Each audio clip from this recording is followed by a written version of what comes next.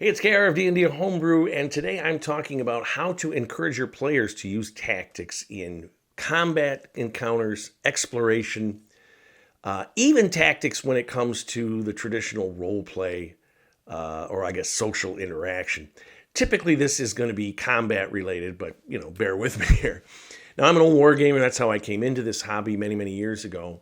So I played tons of the classic war games with little chits on a hex map of different historical battles and whatnot. I also played miniatures on big tabletops. So I was very familiar with tactics about how you did battles, and so were my friends. And a lot of times you play with people who want to fight battles and they have a sense of tactics, but not always. It's more fun to do battles with opponents if you have an understanding of tactics. If you just keep walking up in a line to fight, it's not as interesting as if you survey the battlefield and think about the best way to approach the enemy and how they might approach you. Well, how do you encourage that if you have players that have no sense of tactics whatsoever? Well, what you have to do is to teach them these tactics. And the easiest way is to have an NPC ally, someone who goes along with them, perhaps it's just showing them the battlefield. Here is where I saw the orcs, and they come out of this place. They're not going to take part in the battle. The players are going to do it themselves. This is where they come out, but they put archers up here. They do this over there, so they're going to use tactics. And the players go, oh, okay. They see that there are tactics to this, too, when you don't just wait till the orcs appear and rush forward and get them. So you have someone show you the tactics, right? Tell the players tactics. Then you have the enemy demonstrates those tactics, right? On paper, it's not a battle. It's a battle the players could win easily, but they start getting peppered by arrows from concealed archers. Suddenly, it's a different story. Or they're rolling rocks off the cliff at them and throwing things. The players suddenly realize, they're not just going to walk up to us and fight because we're better than them. Why would they? So they will teach the players tactics. And let me tell you, those are lessons well learned when you take damage. And this relates to having interesting encounter maps or areas with which the players fight. If they go into a temple, you have pillars where things can hide behind them. You have areas of, like there's a mist on the floor. The players see that mist. And how are you going to get around that? One of the classic things I saw one time, I had a creature that had a darkness spell. And I could tell a new player had never dealt with darkness. Again, how this was. And he was furious that this dark could see anything. Right? You look at the darkness spell, it's effective. And you're in it, you're at disadvantage in a 5e system and all sorts of other things. And it was a tactic that these creatures used. And they realized, boy, that darkness is pretty effective. Right? And that is an environmental hazard. If you are in difficult terrain, or depending on your system, extra difficult terrain, that's hard to move around. I had another of these creatures that did, I want to say it's like sharpened vines. I'll have to look up the spell or I'll put it on this thing here. But it's this area spell where it does damage to you when you walk across it. And they put it in an area the players had to cross it. So it was right where they were. One of the players could take more damage. They had to lift up another character that didn't have as many hit points. It was a big pain. It's a very effective spell. And the players saw this and said, that's a good tactic to use, right? If you create environments where you got to think your way through, another one is a swamp where there's only some areas that you can walk, so you got to be in a boat. Well, how are you going to fight in a boat? You got to think about that. And if they just get in the boat and go, you either punish them for that. Someone just comes along, a lizard guy, and tips the boat over. Now you're in the water. Or someone warns them about that. And so that will teach them that when we are out in the world, it's just like we're in a boat in the real world. And that's unsteady. Trying to fight in that? Trying to fight on ice, Go out on a lake sometime and try to maneuver around on sheer ice. It's tough. And so when you have those environments, it teaches people that these tactics are going to shift depending on the layout. We're not just fighting on a football field here that's like, just grass. There's obstacles. There's places you can use cover. Now, there is a classic thing that encourages players to think tactically in terms of exploration, and that is resource drains, right? If you are in a situation where, depending on your system, especially the older ones, where it was much harder to heal, but even in 5e, players have gotten in situations where they're getting drained of resources. and they've got to think about this. They've got to husband them. They got to be careful about what they're doing in order to survive to the next day to get their spells back or get healed up. And when you create these situations where, an environmental hazard that drains a few points, a mist or something that's poison, or the plants they brush against and there's a poison aspect and it just starts to drain points. Again, you can say, oh, this is really bothersome or whatever, but it teaches them to be careful about what they're doing. It teaches them to think of the environment as a potential enemy or potential ally in terms of providing cover or substances that can heal or whatever, and to think tactically when they're exploring, because that's what real explorers do. They're not just wandering around. They have planned out every aspect of what the supplies and everything they're going with, where they're going, what the route is, and they're keeping track of changes. There's a storm coming.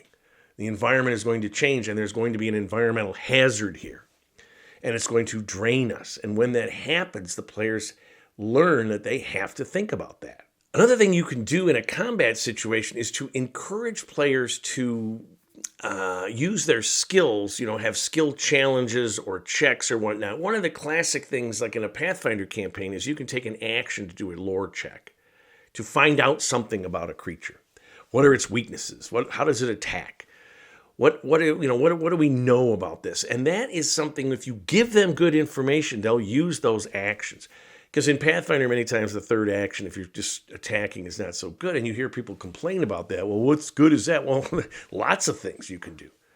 Investigation, or like I said, lore checks, or some kind of perception check. Am I seeing something here? And you let the players use those if they come up with those.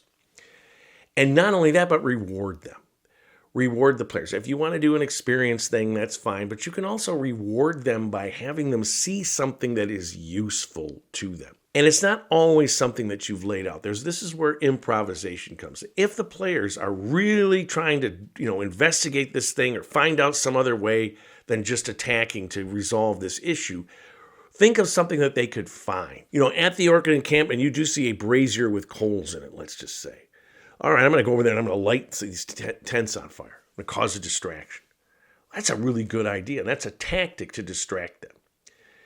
And once the players realize you can do things like that, they'll start to plan their battles with these distractions or with these tactics in mind.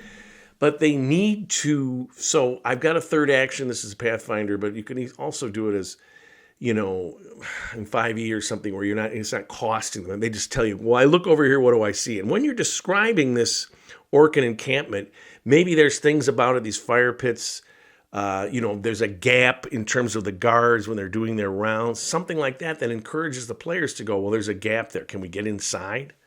Can we send in one team here, one there? I mean, again, instead of just, first of all, they might not be able to attack the village, but instead of just waiting for the orcs to come out and then having a battle, thinking of strategies to make it, first of all, easier to defeat the orcs, but secondly, just much more interesting.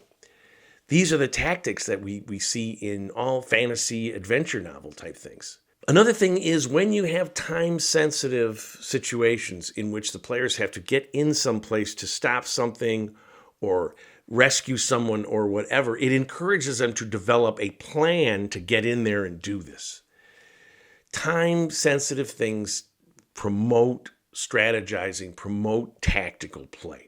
You don't want to do this all the time because then it just becomes one thing after another, right? It's not, the perils of Pauline. That's an old reference, but those are those serials where it was just she's tied on the train tracks and she's got to get the bomb out of here and she's got to do that to prevent this person from getting killed. You can do it. You can overdo that. But I'll tell you what, those time-sensitive things that players have to make decisions. They got to make tactical decisions. Where are we going to go? We want to go here, but we need to go here first. So we're going to have to figure out a way to maybe send a message to something to these people that were coming and we got to go here. And those are tactics that they're using in terms of, and tactics towards role playing as well. We need to convince this person of something before this happens. We've got to tell them, but we don't want to reveal certain information, right? Or something like that. That's tactical role playing. It's all, and time sensitive stuff really helps promote that. And the other thing is to give players time to discuss tactics before a battle encounter, before they're going in to do a role play, before they're going in to explore. They've heard this stuff about that, and you can just ask them, is there anything you want to talk about before this? or you see smoke from campfires, what are you going to do? So that they can say, okay, we'll send out the ranger to scout ahead and we'll go over here, or we know about this, we'll create a distraction here and people will go around. Whatever it is, give the players time to do that. Don't have, all these surprise encounters. You just see orcs, you just see trolls, you just see whatever. Maybe they hear there's something over there. They hear the screams of someone over here. The trolls have attacked a caravan. And then they can approach cautiously to see what's going on. Those are tactics. Or maybe they just run forward because, the paladin says, I must, do this or whatever. But again, you're encouraging them to think tactically and, to look before they leap.